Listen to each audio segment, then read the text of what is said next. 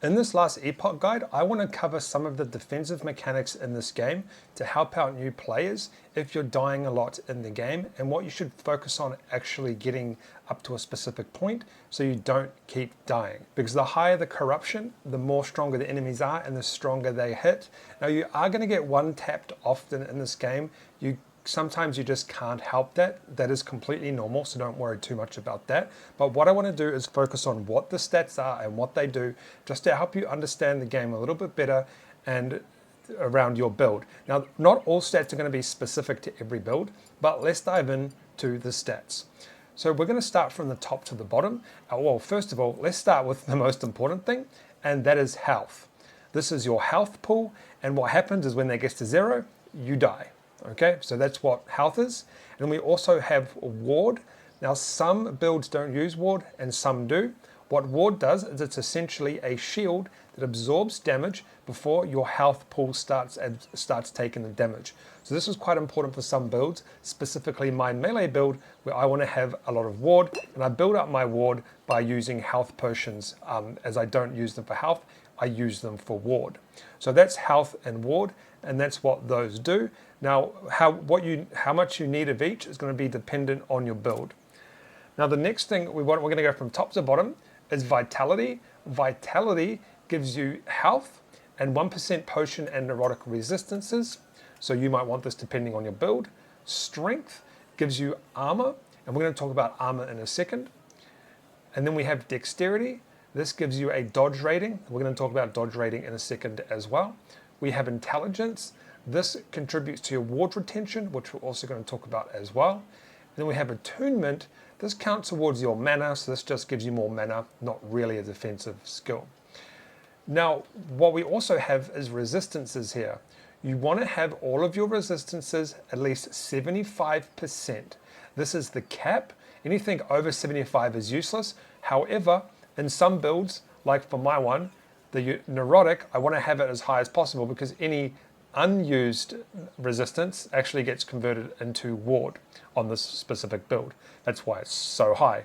But you want to make sure your resistances are at least 75 or close to 75, like my void here is 74. Now let's get down to some of the additional defenses here, and some that are quite important to understand. Block chance is a chance to block a hit from an attack. Now this is only really good for builds with shields and that can build high block chance. In this build, it's not very good, so I have 0. What armor does is it reduces damage taken from all hits, but it doesn't reduce damage from damage over time stuff, so like bleed, fire damage, and stuff like that. Stuff that actually sticks to you and drops your health over time. So that's what that is. Now, armor is very important for most builds, but what I also want to talk about is dodge, because dodge has a thing called diminishing returns. So what this does is this gives you a chance to dodge a hit from enemies in this, basically like dodge a hit from enemies, right? That's what it means. So I have a 38% chance of dodging an attack. Now I want to get this up higher. I'm going to get it to around about 50%, but I want to talk about an important stat that actually a lot of people might not understand.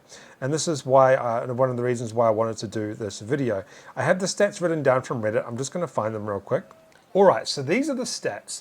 If you have 1,000 dodge rating, you're going to have around about 40% chance of missing a hit. If you have 2,000% dodge rating, you're going to have a chance of about 55%.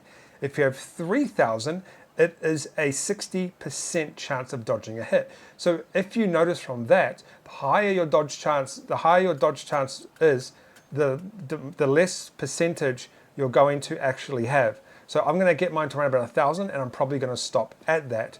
However, if I wanted to get to 55, I would need 2,000 dodge. So I would need a significant amount of dodge, and the returns are not going to be as good. Okay, so just keep that in mind. Ward retention reduces the rate of ward decay. So essentially, my ward is going to stay higher for longer, the higher this stat is. And this is incredibly important for my type of build. Now, another thing I want to talk about that's overlooked is a couple of things. One of them is critical strike avoidance. You want to have this at 100. I actually did have it at 100. I don't know why it's 84%. But critical strike avoidance, if you have this at 100, it means you will never be critted by the enemy. Okay? they will not be able to crit you if you have your critical strike avoidance at 100. So keep that in mind. That's a stat you want to get to 100. And we also have endurance threshold. This isn't very good for my build, but it might be good for some other builds out there. What this means is that there is the way this works, right, is you have a chance to reduce your damage when you get to a specific health.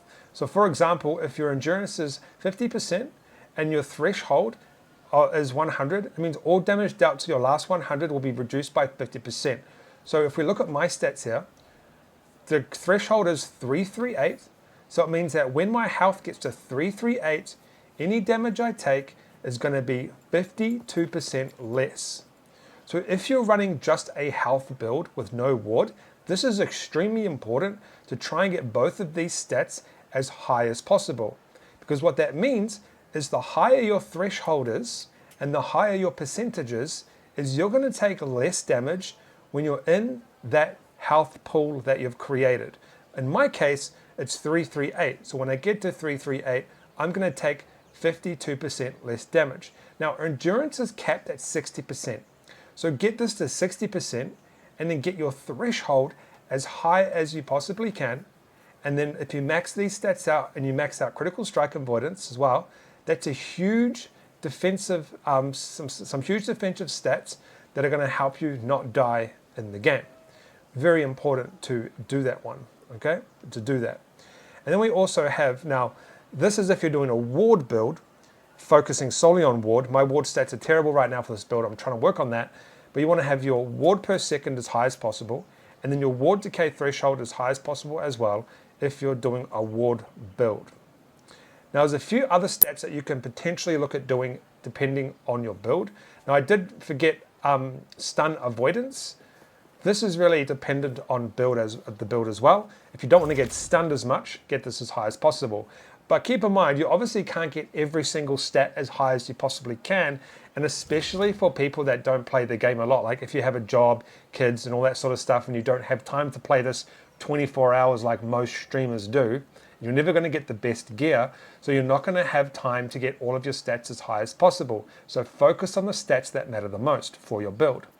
We also have damage leached as health. A percentage of damage you deal is returned to you as health over 3 seconds. This is important, not so important for a ward build, but this is important for a health build, because essentially a percentage of the damage you're dealing is returned to you as health. So this is like a health regeneration mechanic. And this is very important because if you're damaging, which you're constantly doing, you're returning health to yourself as well over a specific time. So it's basically a health regeneration mechanic that you can use. Super important as well. Now, that's really it for this. There's a couple of other stats that are important, like health regeneration and all of that stuff, but I don't have very high health regeneration because I don't need it on this specific build. Once again, that's going to be determined based on if you're doing a ward build or a health build. But the takeaway from this video, if there's anything to take away, I would highly recommend getting your critical strike avoidance to at least 100%, all of your resistances to 75%, get your armor up as much as possible. This is quite important. Get your dodge rating up to around about 40% if you can. You don't need to stack too much into this because of the diminishing returns. However, some people would like to actually use a lot of dodge and they don't mind having the diminishing returns. It depends on your build. I do know a lot of Spellblade builds focus heavily on dodge and it works for them. So it really just depends on what works for you and your build. So those are the defensives, guys.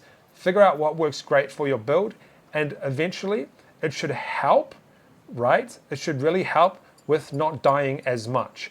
And then we also have one mana spent gained as ward. So essentially with this build, I get 30% ward for my mana that's spent. That's another defensive that I use for this build. That means that as my ward goes down, as my mana goes down, I get extra ward. Now you are going to die in this game, especially in high corruptions. Even the best meta builds get one shot. So it's not your build sometimes, it's not the way you play, it's just part of this specific game. There are chances where you're going to get like 5k one-shot damage, 6k, 8k over damage, big crits, but that's why you want to get your crit avoidance to 100 to reduce those bigger one-shot kills. All right, guys, I'll see you in the next video.